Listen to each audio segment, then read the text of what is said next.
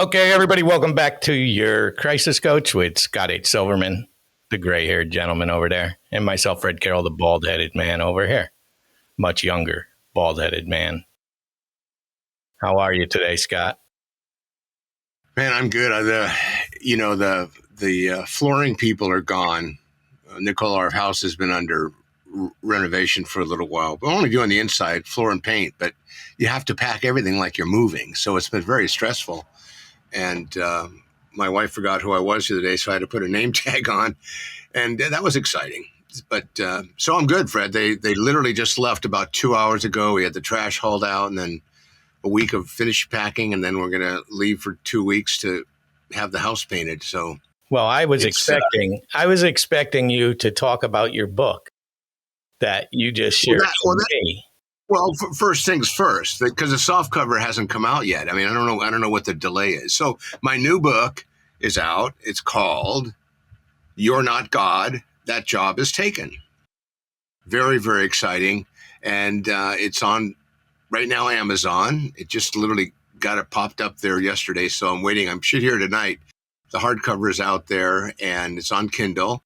And I'm very excited about it. You know, you may not remember this, Fred, but my second book, The Opioid Epidemic, came out 3 years ago, and this book was originally the title I wanted on my second book. And the publisher and the person I was working with really felt that because I'm a subject matter expert with the opioid epidemic, I should really call it that. So I did. And I'm not sure it was the best thing to do. So this title, I've literally had around in my head and heart for 6 years. And I'm excited about it. And I think what we're going to do, not next week, the week after, we're going to take the whole show and talk about it, Fred.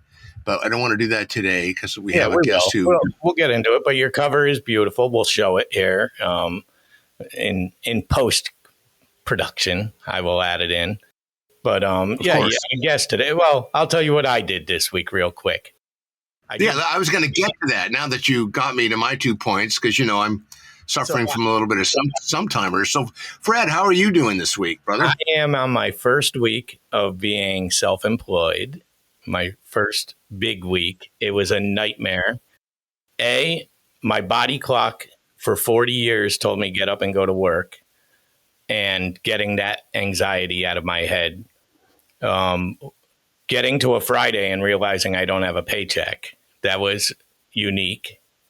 But I'm fine with that. But starting this Left Eye Lazy Media company was a joy, but I've been going through so many issues with computer upgrades, dropping so much money to upgrade to keep it in production value. So I went to New York City and I went to the Red Sox Yankee game. And that made me happy because the Red Sox won, and I love seeing Yankee fans miserable. And that's it. So let us know about your guest. Well, wow. We are a glum lot, Nicole. So, Fred, are you self-employed or self-unemployed? I want to make sure I got that right. Self-employed. Okay, good. Because a chosen path to leave my full-time position to pursue my dream. Late in life, 56, but like I told my daughter, I saved a lot of money by doing nothing for 3 years to make sure I could survive for 18 months. Worst comes to worst, I go get a job. But I'd hate to be on my deathbed one day saying, I wish I did. And I'm watching way too many friends die young or, from natural causes and stuff, but you don't have a promise of tomorrow. What's the point of having the money if I don't try to chase something? I've never done this, never had the guts to do this. So, and the dog agrees with me. Yep. He's also duly diagnosed. Yep. Let me see if I can quiet him now. Yeah, do your thing. I'll fix this in production anyway. Okay. Anyway, so Nicole, I want to say Runyon. Is that correct? Okay. Runyon. She and I met. Well, I found her in a small little village on LinkedIn, and she had some messaging that really caught my heart. And it was very interesting, the perspective of which you were coming from and the way you framed it. So I said to myself, self, and I got a response 20 minutes later. I don't know why.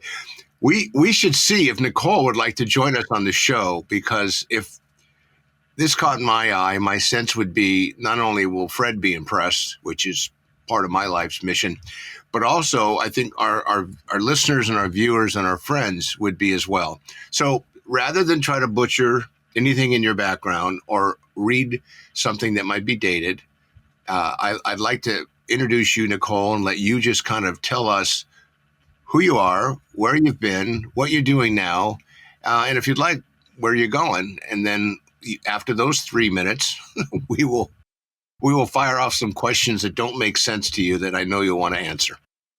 All Great. yours, Nicole. I love Welcome it. to the show. Thank you. I'm looking forward to all the questions.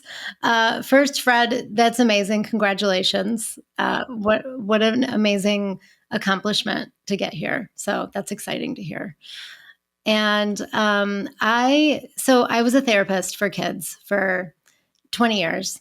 And somewhere around year 13, I thought something's up with these kids. That is not what I was trained in. That's not what I had seen previously. And what was happening was I was getting kids with major mental health issues, mainly adolescent girls coming out of the hospital after their first suicide attempt. So this was around 2014, 2015. I would do the social histories. I would engage with the families. I would get to know the parents. And I was finding that the parents were great. They were loving. They were supportive. They showed up. Mostly the families were intact. They had, good environments. And so I wondered why I was seeing such severity in mental health and nothing rooted in anything psychosocial, no known trauma. And so what I realized at the time was that the smart devices had really infiltrated all of childhood, including their school day. I almost saw it like immediately, the correlation between the increase in mental health and the availability of allowing their smart devices during the school day. And so I had started to try to speak about it just in my community. So this was around 2015, 2016 when I kind of put a presentation together and dug up some research. It was really hard to find at the time because nobody thought anything about what this might be doing to the kids. And people were interested. People had said, oh, yeah, this is an issue in my house. This is a problem. But nobody was motivated to do anything about it. Fast forward to 2025, after we've had lockdowns and isolation and more kids on devices, kids who would not have ever been on devices during those times in their childhoods were thrown on devices. And the mental health had gotten to an epidemic level in my community and my personal practice. I was full for years. I had a waiting list. I was getting calls from desperate parents, and I'm only one person and I could not service, and nor could any other therapist in my community. And I was hearing this was the case in other areas of the country. And so I thought, well, I need to address this in a different way. This is not working. First of all, it's not really a mental health issue. We have to stop telling everybody that the kids have anxiety, have depression, have ADD. That's not what it is. They're reacting to their environment. They are literally the canaries in the coal mine. Their behaviors, their mental health symptoms, because I will acknowledge their symptoms, but that's all they are telling us a story. And we as the adults aren't listening. We are putting them in a system that is not helping them, that is actually, in some cases, making it worse. For kids who don't need therapy, therapy makes it worse because they ruminate, they think too much about their feelings, they're too introspective, they don't really think about themselves in context of others. It's really all about them and their feelings. And then there's a lot of deferring to excuses like, I can't go to school because I have anxiety. And then that spirals them down into more mental health issues and depression. And the parents all the while are sort of putting their hands up and saying, well, it's just how the kids are today. There's not much we can do. I guess we could just pay for therapy. And I really want to address this in a way that is controversial. It's direct. It's not easy to hear. And And if you are a parent whose kid is struggling, it will be painful. If you are willing to listen to what I'm saying or willing to even work with me. But we have to be able to do the hard things for our kids. And I'm a firm believer in that. And actually, I find that the work now that I do with parents rather than kids, and I don't even call it therapy because it's not therapy, it's parent coaching. I'm helping parents help their kids because I think parents are more positioned to help their kids than I am. I think that connection is so powerful, and we've deferred that to outside influences because we think we're not enough. And I want to give parents that feeling like that's not true at all. You actually are more than enough. You're better than I am. And so it's very powerful when I do this work with parents because their kids get better quite quickly. And they're actually astonished because they are trained to think that these are illnesses that are, if they're not forever, it's a long road, just like any other illness in our culture, whatever, diabetes, cancer, any of the things that ail us on a regular basis that make us think that there's no way out. And I want parents to know that that's not what's happening.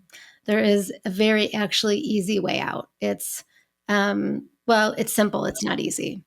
And so I'm here to model that not only do I do the hard work myself as a parent, but I'm going to speak really directly to parents and tell them they have to do the same. So basically, in the short of it, you're saying change the environment, change the child. Yes, that's right. Because what's happening is not just their exposure to devices, like that's one thing, right? And that's multifaceted in and of itself because we have content that they're being exposed to that they're not ready for. And then we have they're not doing the things in the real world that they need to do to grow their development and mature and be independent. So that's twofold, that facet, that part of it. And then there's the other part of it where the parenting is very permissive. It's very much revolved around keeping the kids happy and comfortable. Because the parents themselves don't want the discomfort. Mothers spend on average 120 minutes a day with their kids. Fathers even less at 85 minutes. And what's happening is American families, because they're not spending a lot of time together, when they do spend time, they want it to be peaceful. They don't want conflict. They don't want hardship. They want easy and convenient. And that puts families on devices even when they're together, because relating to each other and connecting and even like living in the same household is not easy. And there's going to be conflict. But what I'm finding is the parents are burnt out, they're exhausted, they're falling all over themselves to make their kids happy, but yet they're not connected. And so then when I'm telling them, oh, you need to be connected, they're like, wait, what do you mean? Like, I'm doing all these things for my kids and that's too hard and I don't want to do that. But it's actually as simple as put your phone down, ask your kids to put their phone down, make a meal together and sit and eat it together. And that would take you all of an hour and you already have to eat anyway. So it's simple things. And like I say, it's not easy for people because we're really complicating everything by pathologizing it, but we don't need to. So I don't want to upset you, Nicole. Unfortunately or fortunately, I completely agree with you. And if you go back and you listen to some of our old shows, one of the things that I talk about a lot with families, because I do interventions and I do family navigating, when parents say, I'm giving them everything, I'm doing everything. I said, well, it sounds like you might be loving them to death. And they say, what? I said, well, if you're the 120 minutes you're talking about, if that parent's spending time with critiquing what they didn't do well that day, the kid's just sitting there, getting verbally thrown up on with all the trigger words. And if they're a good kid, they internalize it. If they're and one who wants to act out, they find ways to get even and draw attention. I mean, I was that kind of kid. I was the black sheep in my family, and that's another label that we used to use a lot. So, and the advice when I give it, they said, "What should I do?" I said, "Shut up and listen." And that's the tough love side of it, of just saying, "Look, if what you're doing isn't working, why would you keep doing it?" But on the other hand, if the parent or the guardian or the authoritarian or the person in charge doesn't know what they're doing or how they're doing it, or they're doing it, working hard, but it's not effective. They need to understand that there's mechanisms that are out there that they can gain more knowledge if it's important to them. Because when you say to somebody, I know, I'm in long-term recovery, and when people say, we will love you until you love yourself, it's like, I don't even know what that means, or I don't know how to love myself. My parents never loved me. My best example, my significant other, was just brutal in our relationship. So I don't know what that means. I don't know how to get there. I don't know how to, play that tune if I'm not a musician and I can't read music. So once you get them to think that it's okay not to be okay, and to really take a look at getting some new ammo, I think your philosophy is spot on. I think it's also, to be honest, cutting edge. And I say that because such a small percentage, the DSM-5, which is the Bible for the treatment world, and most therapists, doesn't even talk about that. They don't even infer that. There's not even a general, have you thought about? So there is, in my industry, we have a 95% failure rate with substance use disorder treatment, 95%. And that's been like that for over 45 years. So in theory, if what we're doing is not working, to keep doing it is one of the purest definitions of insanity. So I applaud your work, and I'm sure you get some very interesting feedback in therapeutic circles and with families. But once you demonstrate to just a family how it works, and then they become your lived experience example, and they talk about it, all of a sudden now you've got this wave of change that comes on. So how do you find? You mentioned that you decided you wanted to do something different. Was there something significant in your life other than what you were delivering in your therapy world that caused you to say, I need to pivot here? I can't create systemic change if everything I'm doing is not, moving the needle or helping my client. What caused that? What was the tipping point for that? It was a combination of things personally, which the catalyst for was the lockdowns. And, I have 2 kids myself. So watching them go through being put on devices, and disconnecting from their friends and disconnecting from the community was just unacceptable. And meanwhile, I'm trying to counsel kids over Zoom who are going through the same thing. And it just became quite clear that the kids of this generation need something completely different than any other kids in any other generation. And not just because of the lockdowns. For me, that was just an opportunity to see something from a different lens, from a different view, because my entire life got shifted upside down, just as is, I'm sure, everybody else's. But in this unique way, it was surrounding me and I couldn't ignore it. And it was nagging and nagging and nagging. And I didn't really want to do this, actually, because I was scared. I thought that I would be attacked, which I am being attacked on the daily. But I've developed a very thick skin for it. And really, my husband pushed me into it because I would lament to him every night how frustrating this was to me and how sad it was to me and how I had the answer and I knew how to fix it and I knew what to do. And so he really So you were actually irritating him, so he found a way to motivate you? Absolutely. Yeah. Is he around?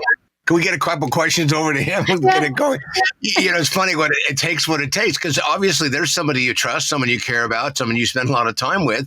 And, because it's a hard thing to do. And, it's interesting because I don't think there's any data yet that we can rely on about what happened during that 3 rough year period when it comes to children, families, dynamics, untreated trauma, behavioral health, substance use disorder, acting out, whatever label you want to put on it.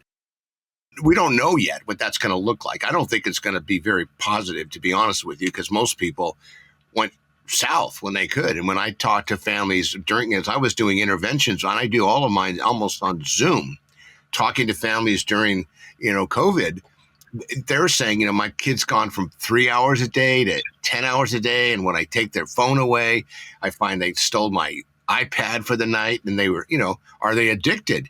Because they had no social activity. There was no way to vent. And, it's interesting. Domestic violence skyrocketed because kids didn't have a place to go tell somebody.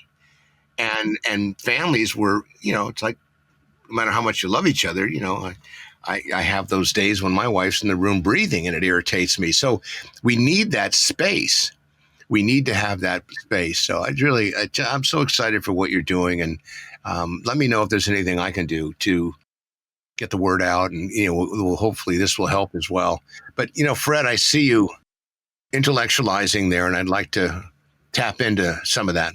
Well, all I was thinking was, as we're going along with all this, is we're not going along with it, brother. We just support it. Well, I see different perspectives and different angles and stuff. But one thing, when it's kind of alarming how she mentioned the minutes and the time that a parent spends with a child. And I think back to my childhood, what was it then? Because we were gone for 12 of those hours. And we talked about this a few weeks ago, how we believe this is why people aren't having 5 children any longer, because parents are with their children 24 hours a day now. They're got to be right up their butts to watch every little move. We gave our mothers a 12-hour break every day. Now, that doesn't match with the same thing unless the minutes were even that drastic. Were they that drastic back in the 70s? Well, I think back in the 70s, there were more at-home, particularly at-home mothers. True. And now we have both parents are working for the most part. And so that's why that statistic is so little in the minutes, because parents are working all day. Kids are in school. Kids are also very scheduled in extracurricular activities very differently than in the 70s. We used to have more free play and, unsupervised free play that wasn't structured or, adult led. And True. so that's the time you're describing away from your parents. But most kids in the 70s came home to an at-home mother who would be there for the rest of the evening, who had made dinner, who, will sit at the table and everybody eats. Usually dad would come home from work for dinner. And, the family, that whole idea of that family connectedness has been eroded with even just with extracurricular activities alone. I mean, you think about it was unheard of to have a practice or a game on a Sunday. Well, now that's not sacred. There is no more family time that's sacred, and that families can choose that without having to compromise their kids, enrichment I / know you had mentioned about the phones and stuff like that. I think one of the big problems is we're not putting our phones down either. Yeah. As parents, we also are. And I mean, I'm at a point in my life, everything's on my phone. I couldn't tell you Scott's phone number, but 20 years ago, I would have had to. I would have memorized it. I think the only phone numbers I remember, honestly, I could not call one of my children right now. I have no idea what their phone numbers are. I really don't have an idea. I couldn't call them in an emergency from a payphone if I could find one. But going towards you had mentioned the suicide rates and stuff like that, and with the children, are you seeing anything systematically changing, whether politically or environmentally? Are the numbers the same? It's something I'm very big into and something I lived with most of my life of suicide ideation, where it was always on the table for every problem I struggled with. As little as my car breaking down, most people could get a new car or tow it. I had a third option that I could just end my life and not worry about this. But I've gotten past that, but I never got it past it. And I'm not a big therapy guy. Scott gets on me about it and stuff. I've never been to one. I was molested as a child. I went through this ideation, but I think I'm okay. Am I okay, Scott? Well, Fredd, I'd rather not really speak to that in an open forum. So let that be my answer. Nicole, there's a guy here in San Diego who was the head of the United Nations Behavioral Health globally, who traveled. It's an appointment, traveled for a year, I think it was a year, almost 2 years, trying to find ways to take best practices and share them internationally. And he runs a psychiatric department here at UCSD. And he told me years ago that, I said, what are we going to do? He says that the one thing that science has shown us really works, and it's really not science. It's when families can sit down, put their phones in a basket and 3 times a week, just for dinner, even if it's in half an hour, there's a level of ability to communicate. And if each one takes turn and shares about their day, and the other members of the family actually listen, you can create paths to open communication, and you don't have to keep the facades up to, back your parents off, when you come home from school and, how was your day? Oh, whenever I got that as a kid, it was, my parents always worked, so I kind of felt abandoned. And when we had family dinners, it was like a corporate business meeting. No, let's cover your point of this perspective and go through the details. And I'm like, what? So with my kids, what I would do is when they'd give me one of those, I'd say, tell me more, which would irritate them. But then once they started talking and they really felt like they're because they were venting, they were sharing, they were being heard. And there was days when I couldn't do it. And then, her older sister would help, or my wife, Michelle, would help. And we really made an effort because as a, person who suffered from addiction, the disease, there was a high risk factor in my kids. And so far they're in their 30s and nothing's really shown, at this point that it's active, but of course it's like diabetes. It can come later in life. I mean, I don't hate to worry like that, but still my point is 3 nights a week, sitting at dinner, and it could be random, and maybe even a lunch or a brunch, because I hear people already saying, I don't have time for dinner. All right, breakfast, a little walk in the park, take a drive. If you experience faith-based things like volunteering, go play pickleball as a family. I don't give a shit. But when people make excuses, and I say, I listen to you piss and moan all the time. If you didn't piss and moan for an hour a day, what else could you do with that time? So it's not like you don't have the time, but managing time is important. A lot of people don't know how to make being happy one of their priorities because they feel guilty. They need to this and they did that, or they got to this, and they got to. And then when you ask them, well, where'd you get that? Well, my mom told me that. Where'd she get it? Her mom told her that. I said, so how's that working for you? And that's usually the game changer. How's that working for you? Because people are like, well, I'm miserable. Oh, okay. But if you're happy that way, don't change a thing. So Nicole, what are you thinking right now? You seem like you're having a good time, and we like that.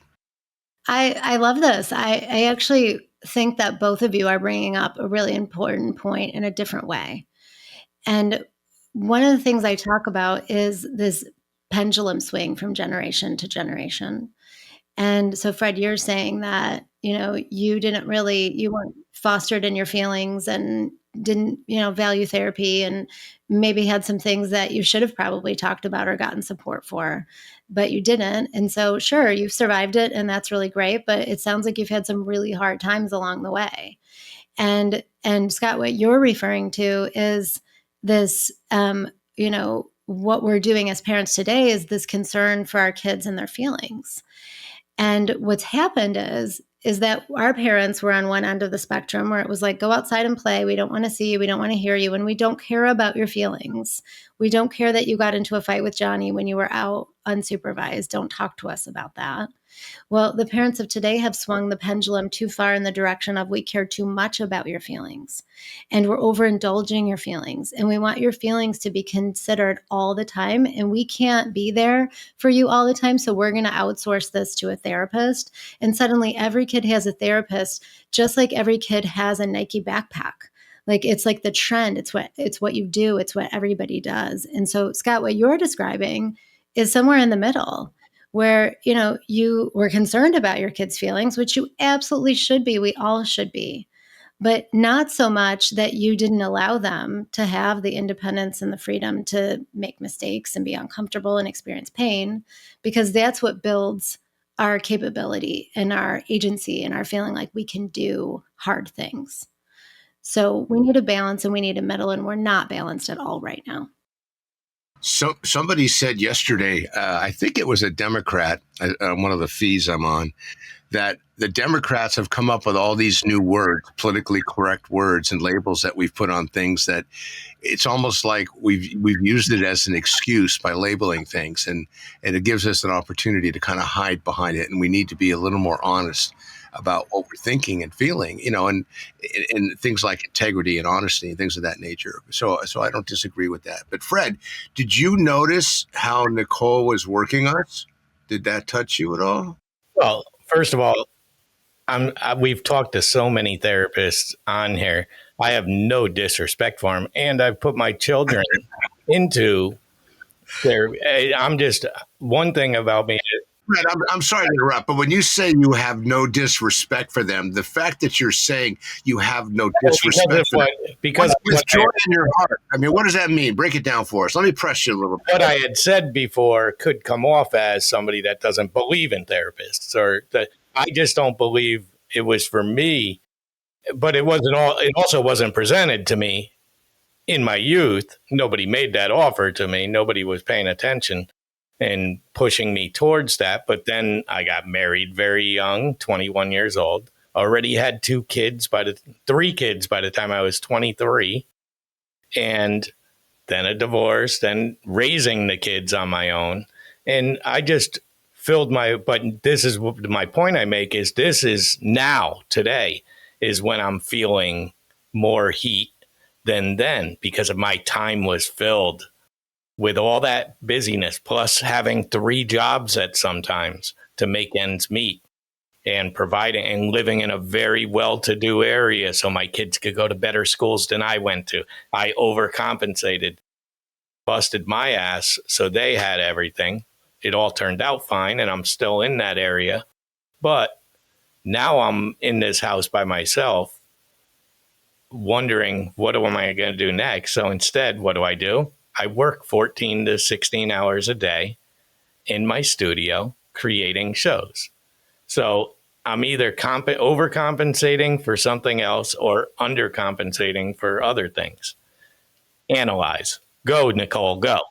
Okay, good. And I'm the father he always wanted, so it really works out well. Wow, look at that. It's perfect. Perfect marriage here. Well, okay, so actually you bring up something that is near and dear to my heart, which is this idea that therapy isn't for everyone. And maybe it wasn't for you either. And perhaps if somebody were to help your parents help you or get the tools to be there for you, then you would have felt supported and you wouldn't feel this need to kind of keep running away from, whatever things that you didn't face. So that's my whole point, is that therapy is great when you need it. And it's there, and it's a tool, and it can be useful, but we don't always need it. And it's not always appropriate for everyone either, particularly kids. I mean, I could tell you I've spent countless hours in front of kids whose parents required them to be there. They don't speak. They are angry. They internalize shame because they think there's something wrong with them. And it's pointless, and it kind of goes nowhere. And so this idea, I mean, I just saw this actually on LinkedIn from a major psychiatrist influencer who was basically telling parents what they should do if their teens are resistant to therapy, like ways they can talk to their teen about how to go to therapy. And I'm so, that really like gets me inside because I think, well, if your teen doesn't want to go to therapy and there's a problem, then you need to look at the family system and the family dynamic, and that's your responsibility as the parent.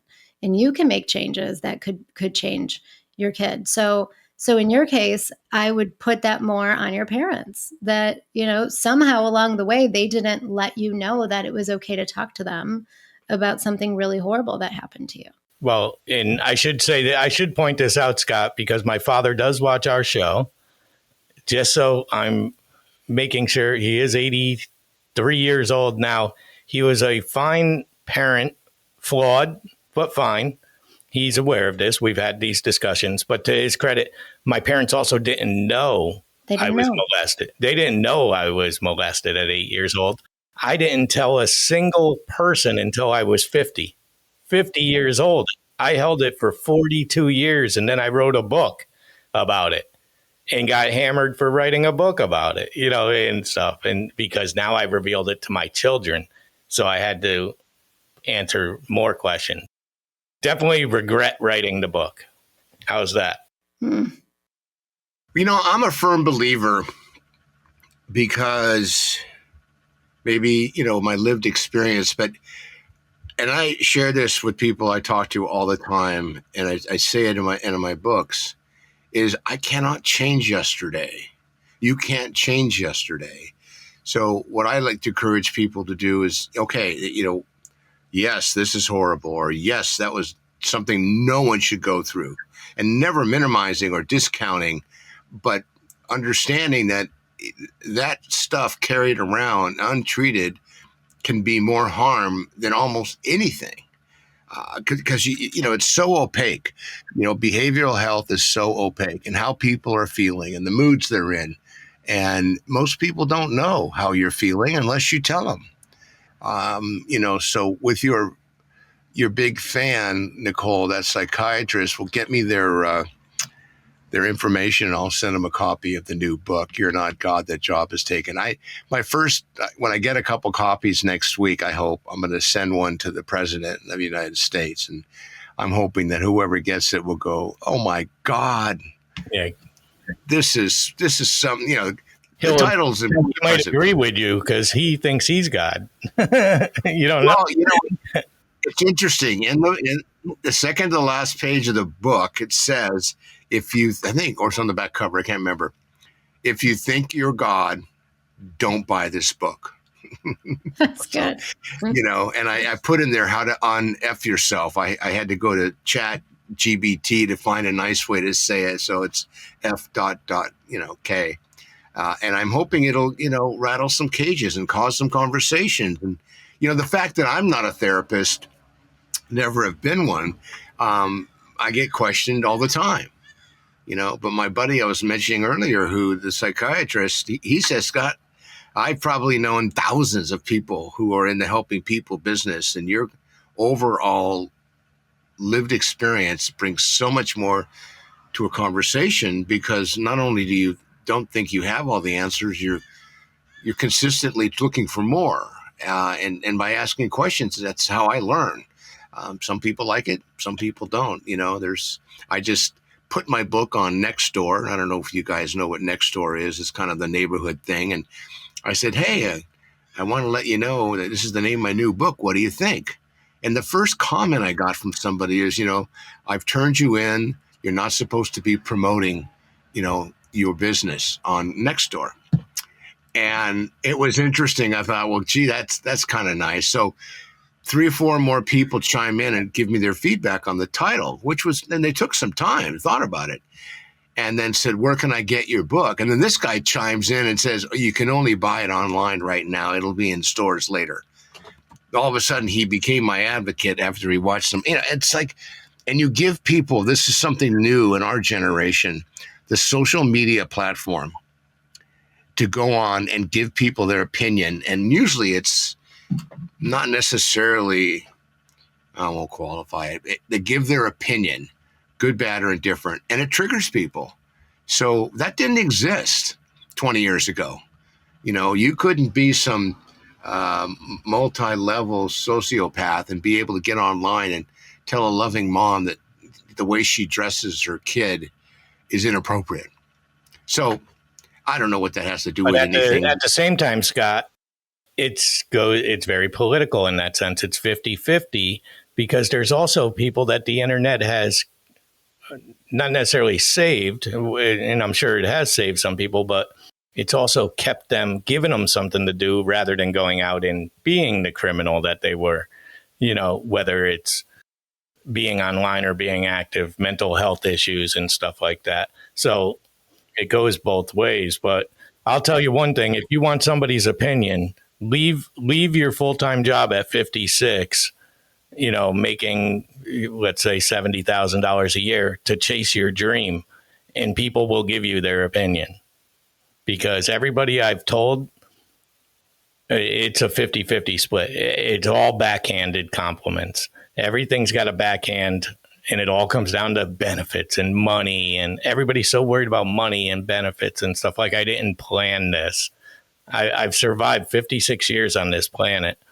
I've worked really hard for most of those and never took a shot. And now I take my shot. And then you get your people who you are hoping are going to say, go get it, go do it. Instead, they give you the sometimes truth. They're not all wrong, their opinions, but you're not asking for their opinion, but they love to give it. Do you remember what I said? What did you say? You've said so much to me. I said, it's awesome. Go for it.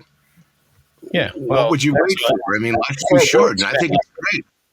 That works best, but you do have to be fiscally responsible too when you have, I want to live another 40 years at least. So, I'll take that.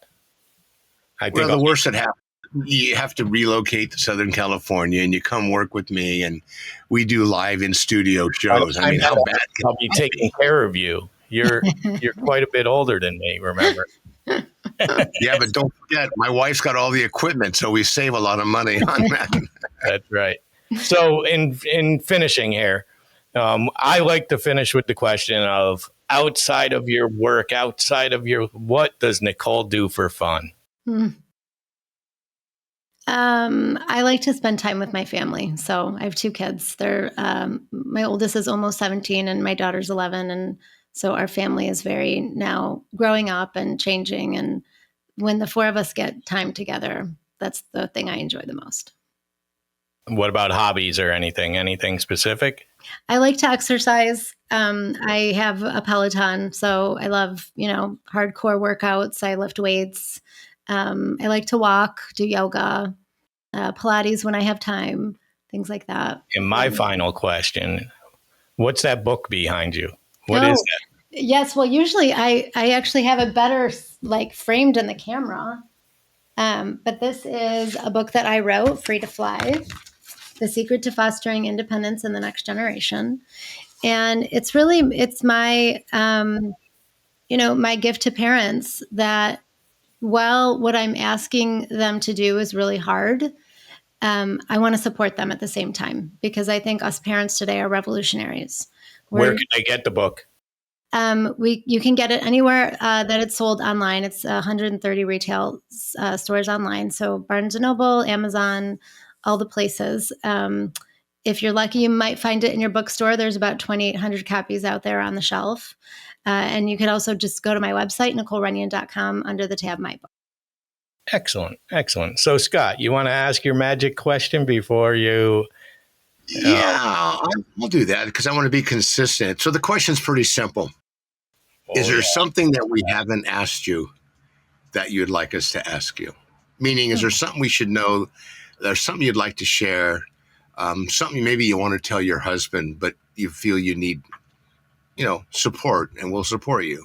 And before you answer, Nicole, before you get into this, the record, because I do the editing, the record for the answer of this question is under 5 seconds. Somebody had something to say. But 75% of the people I end up cutting out about 4 minutes. So go. Okay, so quick. Answer quick. Is that what you're saying? No, I don't care. I'm here all day. Wow. I don't know. We didn't talk about my family, right? So there's a richness, I think, about how I came to the conclusion I've come to. And I come from a very close, tight-knit, traditional Lebanese family. And the Lebanese are interesting parents because they're really, really tough on their kids, but they're also very coddling at the same time. So there's a lot of discipline, corporal punishment, no problems with being open about talking about how they beat their kids, literally. But then it's, I'm going to eat up your face because I love you so much and I never want anything bad to happen to you. And I really do think that I've come to this work. I always wanted to work with children for as long as I was a kid. 10 years old, I knew that I wanted to be a child therapist. And I was more surprised than anybody that I made the change to work with parents instead of kids. But I think I came to that conclusion because of the kinds of parents that raised me, and the grandparents and the aunts and uncles in the village and the community. And I think that's really meaningful. And I want that for all kids, even if they don't have it in their families of origin. Yeah, I think you are working for the kids still. Yeah. You're just choosing a different way to work with. You're not working with them. You're working for them now. That's right. Yep. Excellent. So Scott, see, she answered the question. So it's not that bad of a question all the time. Sometimes I get on Scott. I got to keep him. I keep him active. I keep him alert, and I like to pick on him. He picks on me equally the same. It's a good friendship. Yeah, it's a good banter, but it's a good question, right? Because we only have a certain amount of time, and there's so much to how people come to their work or about their work that you couldn't possibly get to. Yeah, I do like that Scott and I both have the ability to listen to our guest and form questions on the fly rather than I've seen other shows where we could have questionnaires and all that. And it gets a little too redundant after that. And we do tend to miss things and stuff, but that just means you could be a guest again. Exactly. And you just come back on. But I want to thank you for being here. Scott, you got anything to add? You want to put your phone number in real quick? I do. Let's talk some more. Give me a call, 619-993-2738. And Nicole, give that number to your husband. Have him call me, text me anytime. We'll chit-chat about the kids and what kind of, parenting you're actually doing. Yeah, right. It's interesting. He'll tell you who I really am. Usually your biggest fan usually has, oh my God, I'm so glad you asked me. And for 2 hours, we'll just chit chat.